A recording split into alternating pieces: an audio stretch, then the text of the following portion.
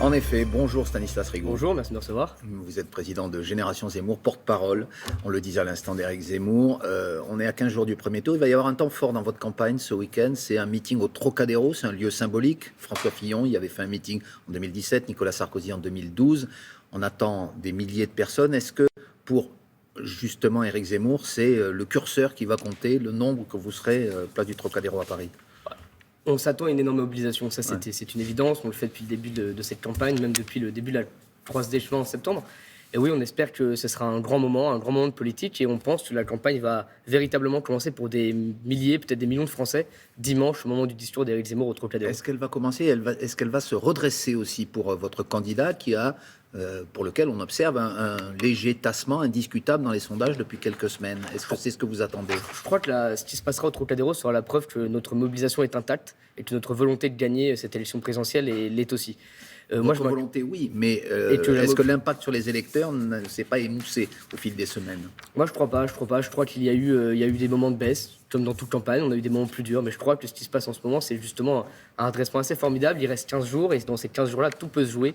Tout va en réalité se jouer dans un mouchoir de poche. Et je crois que l'une des démonstrations de force du Trocadéro peut nous aider à faire la différence à la fin. Mais vous êtes un observateur, vous voyez, j'y reviens, les enquêtes d'opinion, et vous voyez qu'aujourd'hui, il y a un phénomène de vote utile, comme à gauche pour Jean-Luc Mélenchon, un phénomène de vote utile pour Marine Le Pen, qui progresse de sondage en sondage. Est-ce qu'elle n'a pas fait le bon diagnostic pour sa part, en mettant la thématique du pouvoir d'achat dans cette campagne, alors que vous avez plutôt parlé d'identité?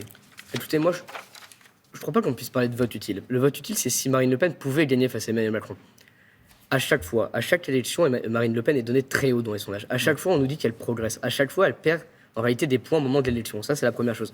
Deuxième chose, si on rentre dans le détail des sondages, il y a la certitude de vote à prendre en compte. Il y a la certitude de mobilisation. Il y a le potentiel électoral. Il y a surtout les 50% de Français qui ne savent pas encore pour qui voter. Je ne crois pas qu'à 2 semaines d'un premier tour aussi particulier, vu le contexte actuel, on puisse déjà dire qui sera le gagnant. Et je crois que les Français n'en veulent absolument pas ça. Alors, en effet, aujourd'hui, Marine Le Pen est au-dessus dans les sondages.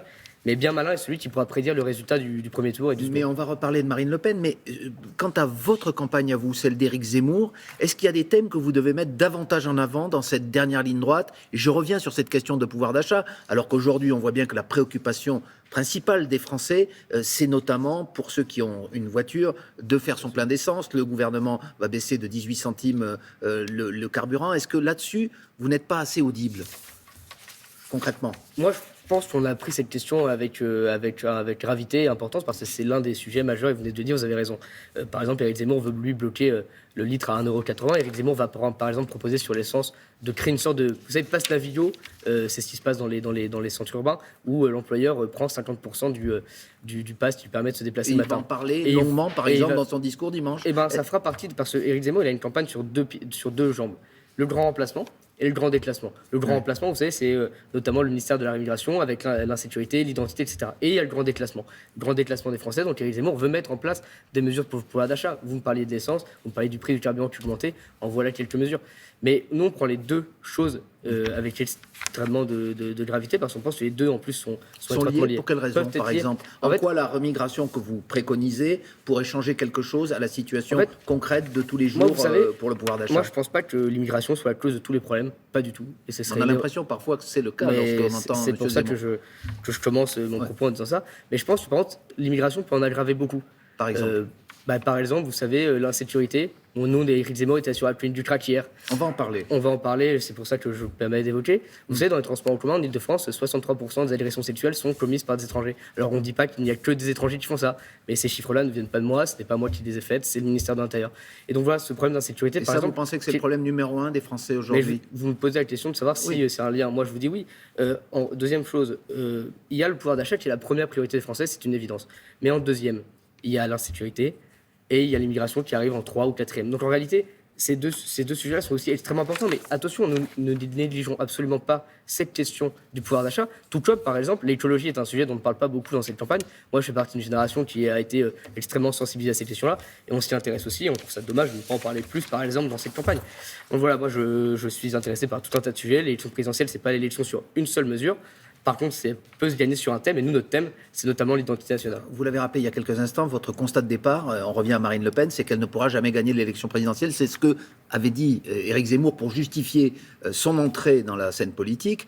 Lorsqu'on voit les sondages aujourd'hui, on ne sait pas si elle pourra gagner, mais elle se rapproche. Il y a un sondage IFOP notamment qui la situe à 46,5% des suffrages face à Emmanuel Macron dans un second tour. Ça ne vous fait pas réfléchir? Est-ce que vous vous dites peut-être que c'est son tour cette fois-ci? Vous êtes toujours convaincu, comme Éric Zemmour, qu'elle ne peut pas gagner l'élection présidentielle. En tout cas, que vous ne l'aiderez pas à le faire. Non, mais tout est possible.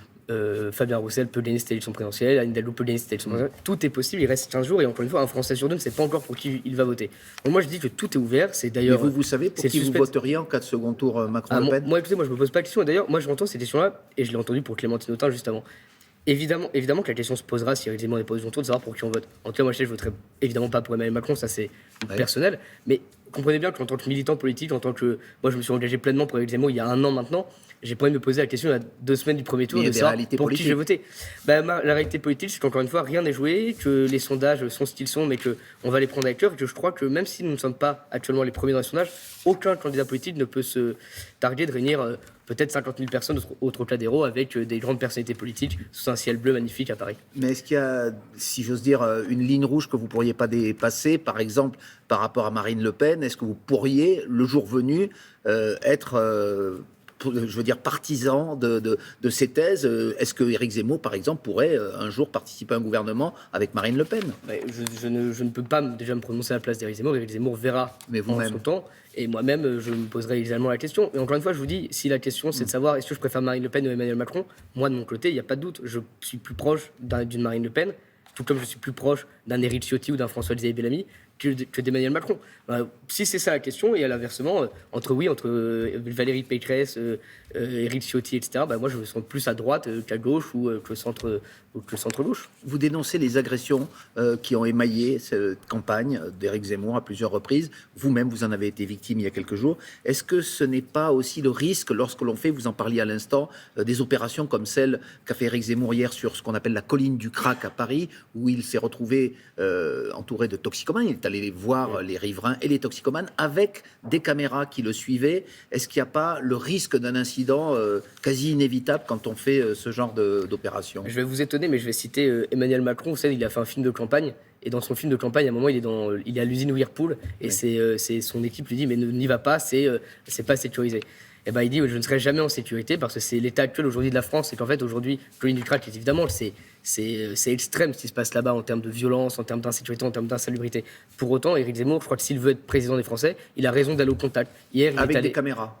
Derrière lui. Mais il allait au contact, il a parlé aux gens. Enfin, je sais pas si vous avez vu la séquence entière. Bien sûr. Mais il a pu leur parler, il a pu venir. Et oui, Éric Zemmour est venu avec des caméras parce que c'est aussi important que les Français voient ce qui se passe. Moi, j'ai eu la chance de faire une émission similaire en début d'année sur la colline du Crac. Moi, j'entendais parler comme tout le monde, je voyais les images sur les réseaux sociaux. Mais ce qu'il y a là-bas, c'est absolument terrifiant. Et c'est à quelques kilomètres de là où nous sommes aujourd'hui. Et c'est un espèce désolé, c'est un enfer sur terre là-bas, et les riverains qui sont de toute origine, qui sont de partout, souffrent de cette insalubrité. Les riverains parlent.